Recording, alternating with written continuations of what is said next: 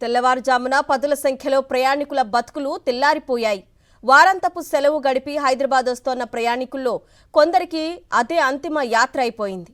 రంగారెడ్డి జిల్లా తాండూరు మండలం చేవెళ్ల వద్ద జరిగిన ఘోర రోడ్డు ప్రమాదం మృతుల కుటుంబాల్లో విషాదాన్ని నింపింది. ఆర్టీసీ బస్సును కంకర్ లోడ్తో వస్తోన్న టిప్పర్ వేగంగా దూసుకొచ్చి ఢీకొట్టడంతో ఈ దుర్ఘటన జరిగింది.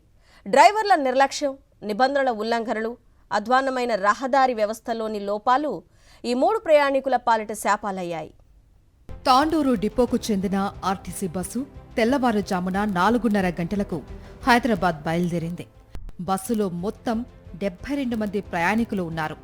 బస్సు చేవెళ్ల మండలం మీర్జాగూడ చేరేసరికి ఎదురుగా కంకర లోడుతో వస్తున్న టిప్పర్ అత్యంత వేగంగా వచ్చి బస్సును ఢీకొంది. టిప్పర్లోని కంకరంతా బస్సులో పడిపోయింది. దాంతో ప్రయాణికులు ఆ కంకరలో కూరుకుపోయారు.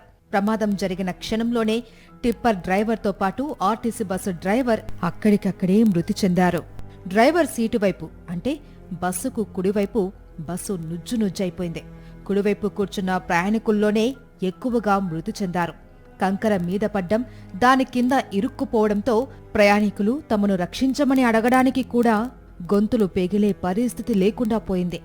ప్రాణాలతో ఉన్న ప్రయాణికుల ఆర్తనాదాలతో, ఏడుపు పెడబొబ్బులతో ఆ ప్రాంతమంతా విషాద ఛాయలు అలుముకున్నాయి. ప్రయాణికులు కంకరలో కూరుకుపోవడంతో సహాయక చర్యలకు కూడా ఇబ్బంది ఏర్పడింది. చాలా కష్టం మీద స్థానికులతో కలిసి పోలీసులు కొందరు ప్రయాణికులతో పాటు కండక్టర్ రాధాను రక్షించి ఆస్పత్రులకు తరలించారు. ప్రమాద ఘటన జరిగిన వెంటనే జేసీబీని రప్పించి టిప్పర్ను తొలగించారు. ఈ క్రమంలో JCB tyre Chevella CI Bhupal Sridhar కాళ్ల మీదించి వెళ్లడంతో ఆయనకు తీవ్ర గాయాలయ్యాయి. ఆయన్ను కూడా ఆస్పత్రికి తరలించారు.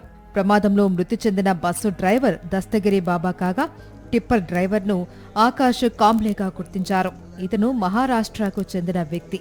కంకరలో కూరుకుపోయిన ఓ మహిళను సిపిఆర్ చేసి ప్రాణాలు కాపాడారు. ప్రమాదం కారణంగా చేవెళ్ల వికారాబాద్ రూట్లో 3 కిలోమీటర్ల మేర ట్రాఫిక్ స్తంభించిపోయింది. ప్రమాదంపై ముఖ్యమంత్రి రేవంత్ రెడ్డి తీవ్ర దిగ్భ్రాంతి వ్యక్తం చేశారు. ప్రమాద స్థలిని సందర్శించి సహాయక చర్యలు పర్యవేక్షించవలసిందిగా మంత్రులను ఆదేశించారు. మృతుల కుటుంబాలకు 7 లక్షల రూపాయలు, క్షతగాత్రులకు 2 లక్షల రూపాయలు చొప్పున ఎక్స్గ్రేషియా ప్రకటించారు.